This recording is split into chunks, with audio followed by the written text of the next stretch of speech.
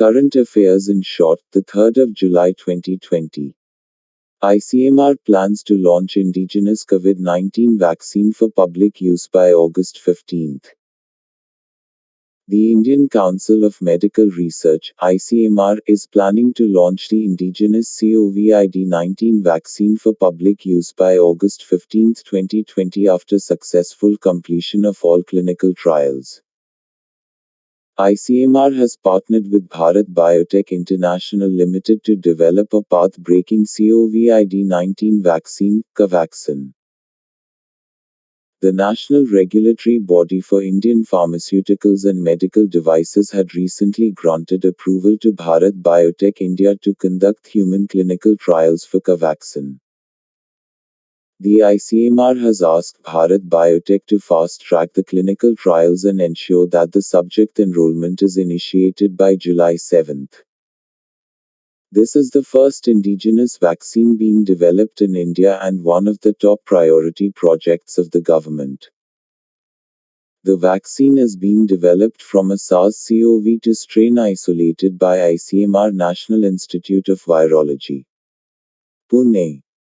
Transport Ministry proposes new draft rules to promote tourism across country. The Road Transport and Highways Ministry has decided to provide all India tourist authorization or permit through online mode to any tourist vehicle operator in the country. The ministry has invited suggestions from the public and stakeholders for the proposed draft rules.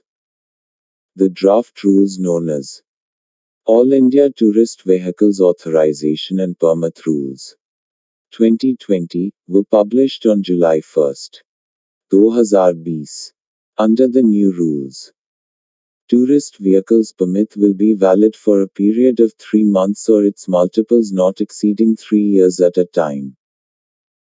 The provision has been included keeping in mind those areas of the country where there is a limited season of tourism.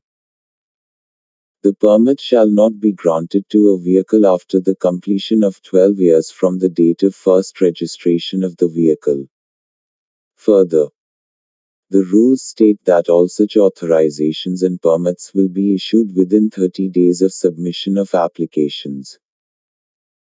The application will have to be submitted along with the specified fee in electronic form on the official website of the Transport Ministry. The new rules aim to promote tourism across the country and enhance the revenue of the government. Odisha launches Balram scheme to provide credit to 7 lakh landless farmers. The Odisha state government has launched Balram scheme to provide agricultural credit worth 1040 crore rupees to landless farmers who are facing hardships due to the coronavirus outbreak. The scheme is expected to benefit around 7 lakh landless cultivators in the next 2 years.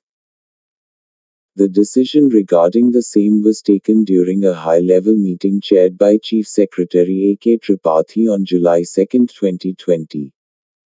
Under the scheme, the landless farmers, who were not able to avail farm credit earlier, will get loans through joint liability groups that will act as social collateral. The scheme has been developed in collaboration with the National Bank for Agriculture and Rural Development, NABARD. The village agriculture workers will implement the program at the field level. Goa to curtail monsoon session to 1 day.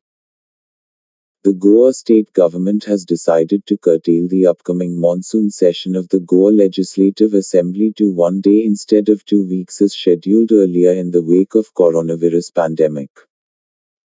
The decision was taken during a meeting chaired by Speaker Rajesh Patnaikar with all party leaders at Porvorim.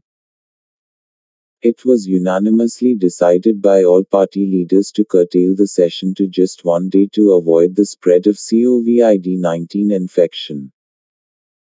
Goa's Governor Satya Pal Malik had earlier summoned a 2-week-long session from July 27 onwards. Sri Lanka President orders against use of his photograph in poll campaign. Sri Lanka President Gotabaya Rajapaksa has prohibited the use of his photographs by candidates while president in their campaign. securing service of army officers and public officials and promising job appointments. The official statement read that the president has instructed to strictly advise relevant parties not to use his photograph in election campaign. It also directs public officials to refrain from engaging in political activities.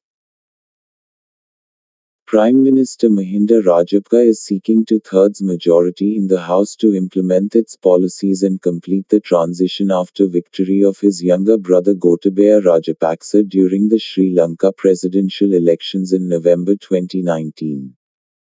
Thank you for watching my video. Please like, share and comment your feedback. Please subscribe my channel.